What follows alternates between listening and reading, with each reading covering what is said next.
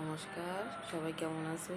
আমি তো বেশি ভালো নেই, অতিরিক্ত গরম, সেই জন্য বাড়িতে বাজারতে করে শিং মাছ নিয়ে আইছি। তারপর শিং মাছগুলো কুটিয়ে নিয়েছি। শিং মাছ কোটা যে কি জ্বালা, তা যারা কোটে তারাই জানে। মাছ কোটার আগে কি করলাম, লবণ দিয়ে একটা বালতির ভিতরে মাছগুলো দিয়ে ঢেকে রাখলাম। কিছুক্ষণ পরে মাছগুলো মরে গেল। মরে যাওয়ার পরে এবার মাছগুলো কুটিয়েছি, কুটিয়ে তারপরে সেই মাছগুলো একটু কি বলে, পেঁপের খোসা তাই ব্যালেন্ড করে ওই মাছের ভিতর মাখায় রেখে দিয়েছি। রেখে দিলে মাছের যে কালো দাগগুলো ওইগুলো সব উঠে যায়, পরিষ্কার হয়ে যায়। এইগুলো আছে আর জিয়েল মাছ কাটতে যেয়ে যদি কারোর হাতে মাছে কাটা ফুটোয় দেয়, তাহলে গরম জল করে উষ্ণ গরম জলের ভিতর সেই কাটা জায়গা যদি চুবোই রাখা যায় কিছুক্ষণ, 5-7 মিনিট, তাহলে আছে সেই ব্যথা যন্ত্রণা সারিয়ে যায়, কোনো সমস্যা হয় না।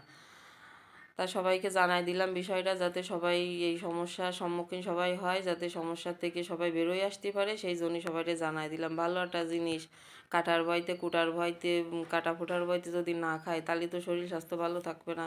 আর উচ্ছে দিয়ে আর আলু দিয়ে রান্না করে নিচ্ছি আজকে এই রেসিপিটা। ঠান্ডা ঠান্ডা তরকারি খেতে হবে এবং হেলদি, কারণ অতিরিক্ত গরম, এই গরমে পোশাকও পরতে হবে যেরকম হালকা পাতলা পোশাক, তারপরে হালকা রঙের পোশাক পরতে হবে, বেশি বেশি জল খেতে হবে, তারপরে বেশি ছায়ার ভিতরে থাকতে হবে, কাজের মাঝখানে মাঝখানে বিরতি এবং জল, স্যালাইন, তারপর লেবু শরবত, এইগুলো বেশি বেশি খাওয়ালেই তাহলে আর শরীর অসুস্থ হয়ে পড়বে না। আর খাতে হবে বেশি পাতলা পাতলা তরকারি, যেটা শরীরের জন্য খুবই ভালো। আজকে তাই ভাবলাম দেশি মাছ দিয়ে উচ্ছে দিয়ে একখান রেসিপি তৈরি করি। একজন আমার কাছে জানতে চাইলো যে উচ্ছে দিয়ে কী করে তরকারি খাওয়া যায়, আর এই গরমে কি খালি শরীর সুস্থ থাকবে, উচ্ছে দিয়ে কোনো রেসিপি করে দেওয়া যায় কি না।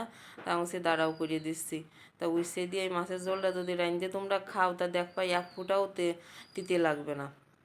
এই উচ্ছে তো তিতে জিনিস, তা আমি রাঁধতে দেবো এরম রেসিপি ফলো করে তোমরা যদি খাও, তখন দেখবা মিঠিয়ে লাগবে, মনে হবে যে সন্দেশ রাঁধতে দিয়েছি, সন্দেশ দিয়ে খাচ্ছি। তো উচ্ছেটা ভালো করে, আলুটা ভালো করে ভাজে তার মধ্যে দিয়ে দিছি একটুখানি বাটা মশলা, জিরে আর আদা বাটা দিয়ে এবার আসছে এই যে রান্না করে নামাই নিয়ে চলে আসলাম। মাছ দিয়ে দেখেই তো মনে আছে খাসির মাংস আর বিরিয়ানি কনে কি, তার চেয়ে বিনা পাসপোর্টে জিভের তলে চলে যাবে না। তা গরম গরম কয়টা বেশ কয়টা ভাত নিয়ে নিলাম। কয়দিন গরমেতে কিছু খাতে চেতেছে না, মোটে রুচি নেই। তা মনে আছে আজকে যে রেসিপি হয়েছে, এই রেসিপি দিয়ে কয়হান ভাত খাতে পারবা না।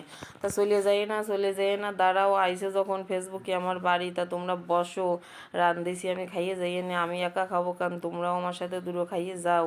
তারপরে দেখবা এই রেসিপিটা যদি খাও, পেটও ভালো থাকবে, পিঠও ভালো থাকবে, শরীর সুস্থ থাকবে, আবার পেটটাও বাড়বে না, ছেলেবেলেও ভালো খাবে না। এতে এক ফোঁটাও তিতে নেই এবং সেই স্বাদ। আমি তো খাচ্ছি, খাইয়ে তো করছি, সেই স্বাদ আজকে আমার ছেলেটার কাছে দিতেই তো, ও অবশ্য এখন নেই, যে কারণে আমি খাইয়ে করলাম একদম শেষ স্বাদ। আর ভালো লাগলে লাইক কমেন্ট শেয়ার করে পাশে থেকে নে।